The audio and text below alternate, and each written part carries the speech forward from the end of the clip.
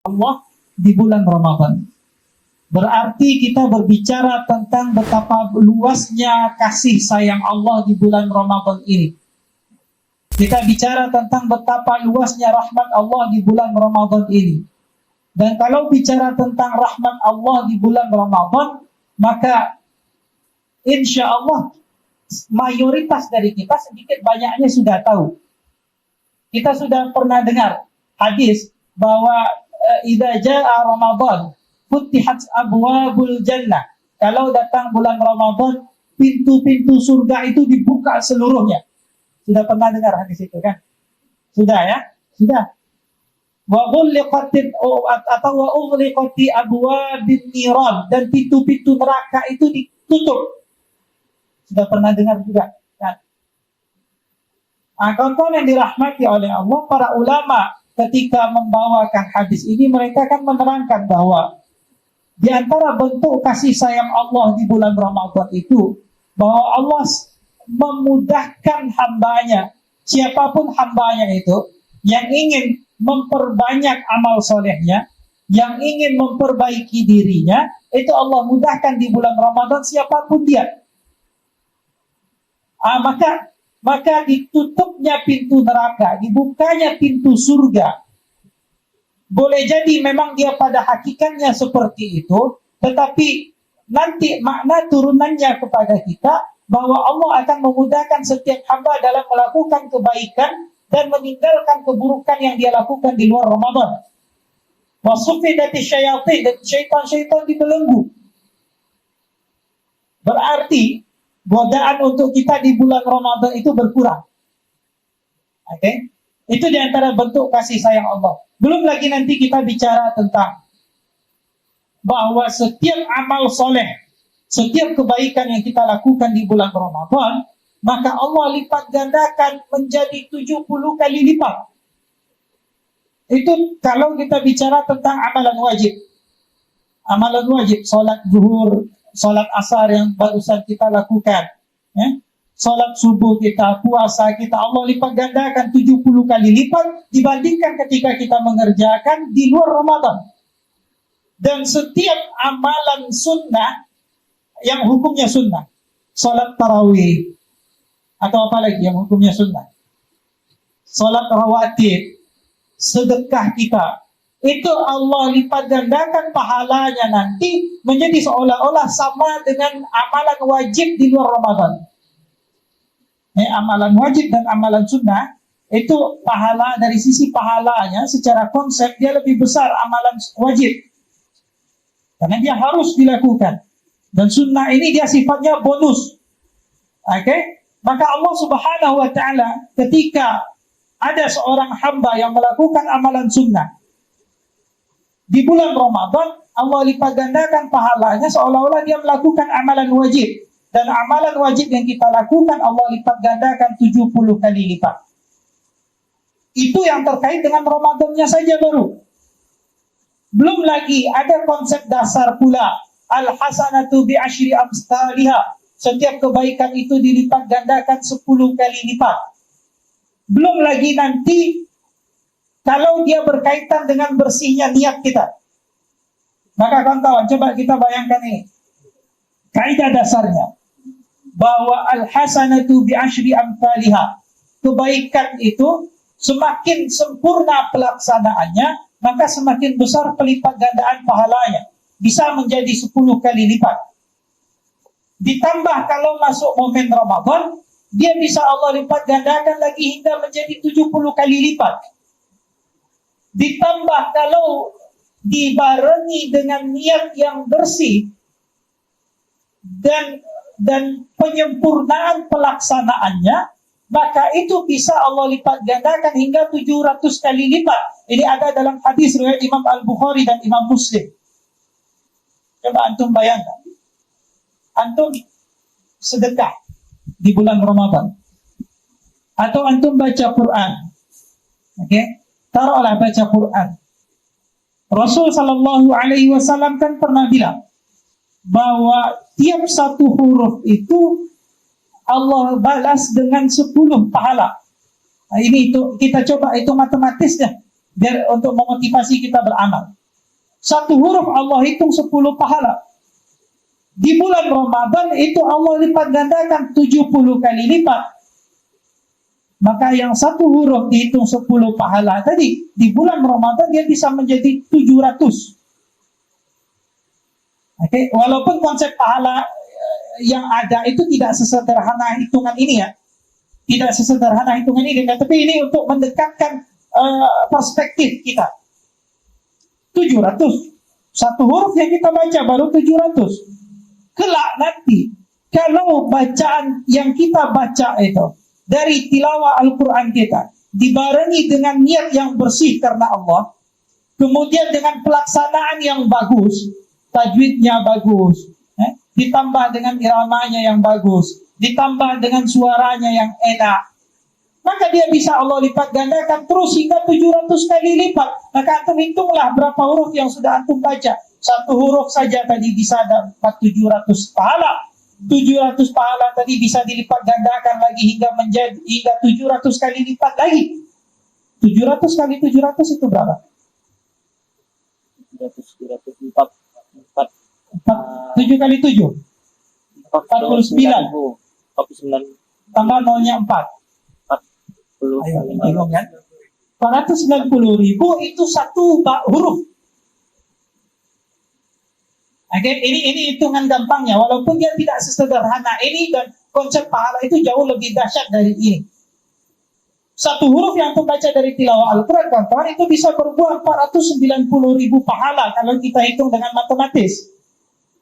Maka bayangkan kalau antum di setiap waktu luang yang ada itu menyempatkan diri untuk buka Al-Quran, baca Al-Quran. Antum baca satu baris saja, dah. Atau antum baca satu ayat saja sudah. Tiap ada waktu luang. Selesai sholat asar, duduk sebentar, baca saja. Amma yatasaalun. Berapa huruf itu? Amma, 3 itu. Mim itu tasydid itu dihitung 2. Amma, ya, ta, sa. Ada alif setelah sin. A, lam, waw, nun. Ada berapa? 11. 11 lebih ya.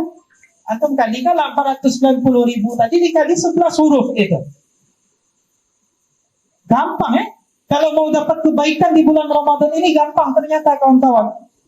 Antum sedekah 200.000. Masa mahasiswa 200.000 ya? Karena Anda juga pernah jadi mahasiswa, tahulah kantong mahasiswa ya. Bukan menghina, Anda juga pernah jadi mahasiswa. 2.000 rupiah lah gitu.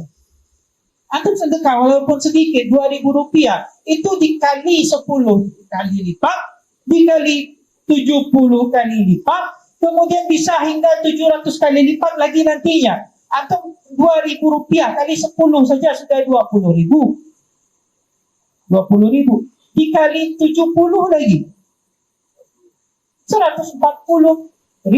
Sedekah cuma 2.000, ketika di Ramadan Allah hitung seolah-olah antum sedekah 140.000.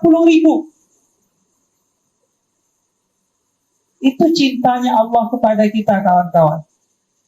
Dalam tanda kutip Allah mengobrol pahalanya untuk kita itu. Antum sedekah 2.000 dapat pahala yang kalau dihitung matematis 100 bisa sampai 140.000, dan hitungan pahala itu sebenarnya jauh lebih dahsyat dari itu. Karena kan konsep balasan Allah itu dia tidak pernah terlintas di pikiran, tidak pernah terdengar indahnya oleh telinga kita, dan tidak pernah dilihat keindahan itu oleh mata. Dan itu konsep surga. Maka konsep pahala dari Allah jauh lebih besar dari hitung-hitungan matematis kita tadi. Ya, atau bayangkan sedekah cuma 2.000 dapat pahala yang kalau dikonversikan dia jadi 140.000. Itu Ramadan. Maka wajar jika Rasul Sallallahu Alaihi Wasallam beliau pernah mengatakan dalam sebuah hadis beliau yang diriwayatkan oleh Imam Al-Bukhari, Rasul mengatakan, "Faman hurima khairaha faqad hurim." Maka kata Rasul, dengan segala kebaikan dari Allah, dengan segala kemurahan hati dari Allah di bulan Ramadan ini, dengan begitu dahsyatnya pelipat gandaan pahala dari amalan kita, maka Rasul mengatakan, "Faman hurrima khairaha," maka siapapun yang terhalang dari kebaikan Ramadan, dia tidak bisa memanfaatkan Ramadan ini dengan sebaik-baiknya. Dia tidak mampu menambah amalannya selama Ramadan ini. Dia tidak mampu mengurangi maksiat dia selama Ramadan ini. Faqad hurim. Siapa yang tidak mampu mendapatkan kebaikan Ramadan, kata Rasul, maka sungguh dia telah terhalangi dari kebaikan-kebaikan di bulan lainnya. Gimana maksudnya? Maksudnya para ulama menjelaskan ini, kawan-kawan. Kalau di Ramadan saja kita tidak sanggup menambah amal kita tidak sanggup merem maksiat kita, maka bagaimana mungkin di bulan lain kita bisa sanggup? Di bulan Ramadan saja yang pahala dari setiap amal soleh Allah lipat gandakan begitu dahsyatnya, kita masih belum terdorong untuk beramal. Bagaimana mungkin di bulan lain kita bisa terdorong untuk beramal? Maka kawan-kawan yang dirahmati oleh Allah, Ramadan ini bulan introspeksi kita. Bagaimana kita 11 bulan ke depan, itu bisa kita lihat di bulan ini. Kalau di bulan ini kita bisa maksimal dalam proses perbaikan diri, kalau di bulan ini kita bisa maksimal dalam proses pembentengan diri dari berbagai dosa, maka di bulan lain akan lebih mudah nantinya. Tapi kalau di Ramadan saja kita sudah sulit, padahal Allah sudah kasih pahala dengan begitu gampangnya. Allah sudah mudahkan kita untuk menahan diri dari berbagai dosa. Di Ramadan masih sulit, maka di luar Ramadan yang balasan pahalanya tidak sebesar Ramadan, tentu kita akan lebih sulit lagi. Paham ya konsepnya sampai sini ya? Kalau di Ramadan saja susah, gimana di luar Ramadan? Maka kawan-kawan yang dirahmati oleh Allah, dengan begitu murahnya ampunan dari Allah di bulan Ramadan ini, dengan begitu luasnya rahmat dari Allah di bulan Ramadan ini, maka antum mesti maksimalkan amal selama Ramadan ini. Maksimalkan amal. Maksimalkan amal ini secara umum tentu semua amalan. Tapi ada amal-amal, ini yang saya kasih sebagai bekal antum pulang dari kajian ini. Ada amal-amal yang dia terikat khusus dengan Ramadan, yang dia identik dengan Ramadan, tidak bisa dipisahkan dari yang namanya Ramadan. Antum maksimalkan di 4 amalan ini. 4 amalan dia. Sambil amal lain tetap kita jaga, tapi 4 amalan ini antum fokuskan karena dia inti dari Ramadan. Baik kuantitasnya maupun kualitasnya antum tambah di Ramadan. Yang 4 itu apa saja? Pertama jelas puasa. Puasa jelas. Itu kalau bicara Ramadan tidak mungkin tidak bicara puasa. Itu pertama. Puasanya. Puasa kan sudah ada. Dan alhamdulillah semua kita yang hadir di sini kan puasa. Kecuali yang uzur syar'i, yang perempuan mungkin. Maka yang perlu kita pikirkan lagi di kualitas puasa kita. Ini memang minum pelan ya. Memang nggak bisa dikerasin lagi. Puasa ini bro, kering ini. Mana nggak ada minum lagi. Kacau itu. Ini kan enak, nggak perlu teriak-teriak anak dari tadi. Karena setelah ini kan anak cuma bisa sampai 5:30 ya. 5:30 anak juga ada ngisi kajian di Gang Sahati. Belum tahu Gang Sahati? Tahu kan? Anak UPI nggak tahu Gang Sahati. Gang Profesor Zulkarnain. Parah tuh. Ini parah ini. Ya? Pokoknya mau ngisi kajian di dalam situlah bersama kawan-kawan ini pasien rehab narkotika 5:30. Sampai mana teh? Kualitas puasanya lagi untuk perhatikan. Kuantitas sudah ada, maka untuk perhatikan kualitasnya. Berarti antum mesti perhatikan mulai dari sejak makan sahur sampai nanti antum berbuka. Perhatikan kualitas itu. Kualitas makan sahur kita perhatikan. Makan sahur itu bukan sekedar makan saja, bukan sekedar minum saja. Ya, bahwa di makan sahur itu ada keberkahan, kata Rasul kan. Tasahharu fa inna fis sahuri barakah. Makan sahurlah kalian karena sesungguhnya di makan sahur itu ada keberkahan. Di makan sahurnya saja itu sudah sebuah keberkahan. Tapi dia tidak cukup di situ saja. Lebih dalam lagi dari itu, maka di perincian makan sahur itu ada amal-amal yang hukumnya sunnah, yang kalau antum lakukan dia akan menambah keberkahan makan sahur itu. Kalau sahurnya makin berkah, maka puasanya makin berkah. Puasanya makin berkah, maka Ramadannya makin berkah. Amal sunnah di makan sahur. Pertama, antum sahur itu di sepertiga akhir malam. Di saat sepertiga akhir malam itu kita biasa dianjurkan untuk memperbanyak tahajud, untuk melakukan sholat tahajud. Maka antum kalau punya waktu lapang, sebelum santap sahur, sebelum makan sahur, kalau bangunnya cepat, bangun 3:30 atau bangun jam 4, sholatlah walaupun hanya 2 rakaat saja. Sholat walau 2 rakaat tidak sulit. Karena kan antum bangun sahur, bangun tidur, itu nggak langsung sahur. Pasti cuci muka dulu kan. Nggak tahu lah kalau yang laki-laki, nggak tahu di kos-kosan. Bangun langsung lantam aja kan. Nggak tahu. Ini biasanya gitu, konsep dasarnya kita bangun cuci muka. Cuci muka itu langsung wudhu, nanggung. Kalau cuci muka doang kan nanggung. Wudhu langsung, tinggal cuci tangan, cuci rambut, cuci kaki, udah selesai. Sholat ada 2 rakaat, gampang kan. Nanti ini ada kaitannya dengan poin ketiga kita. Ini kan poin pertama baru. Ada kaitannya dengan poin ketiga. Itu tahajud yang pertama. Kedua, amal sunnah yang ada di makan sahur itu, yaitu memperbanyak istighfar. Itu ciri khas orang-orang bertakwa, kata Allah dalam Al-Quran. Kan kita berpuasa ini, kita menjalani Ramadan ini, tujuan akhirnya kan nanti la'allakum tattaqun. Agar kalian jadi hamba-hamba yang bertakwa, kata Allah. Itu tujuan akhir kita. Maka kalau bicara sifat orang bertakwa itu, Allah bilang dalam Al-Quran, di antaranya di surat Ali Imran Allah katakan, wabil ashari hum yastaghfirun. Orang bertakwa itu mereka senantiasa memperbanyak istighfar di waktu sahur. Orang bertakwa. Di waktu sahur mereka beristighfar. Bukan mabar. Di waktu sahur mereka istighfar, bukan nonton drakor. Orang bertakwa itu orang yang sungguh-sungguh di Ramadan itu waktu sahur istighfar. Dan kita ini kawan-kawan hamba yang sangat butuh dengan istighfar. Kita ini sangat butuh dengan istighfar. Kita lihat Rasul Sallallahu Alaihi Wasallam. Rasul itu punya dosa atau tidak?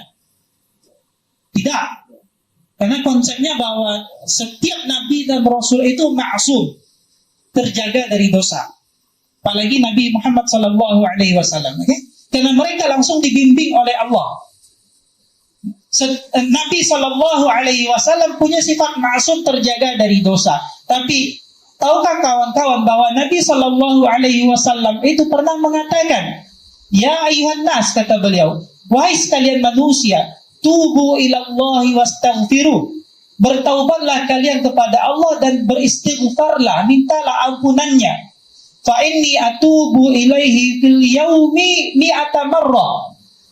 Beristighfarlah kalian kepada Allah, kata Rasul. Karena sesungguhnya aku dalam satu hari itu beristighfar kepada Allah 100 kali. Rasul di saat beliau tidak punya dosa, dalam satu hari beristighfar 100 kali. Nah, kita yang banyak dosa ini kira-kira mestinya berapa istighfar kita? Rasul yang tidak punya dosa saja beliau dalam sehari beristighfar 100 kali. Kita yang banyak dosa ini, semua kita termasuk anak kan banyak dosa kita. Seharusnya berapa istighfar kita? Mungkin 1.000 atau lebih lagi dari itu, mungkin 10.000, mungkin 100.000. Maka kawan-kawan yang dirahmati oleh Allah, ini bekal untuk antum bawa pulang ke kos-kosan nanti. Istighfar 1 hari minimal 100 kali, jangan kurang.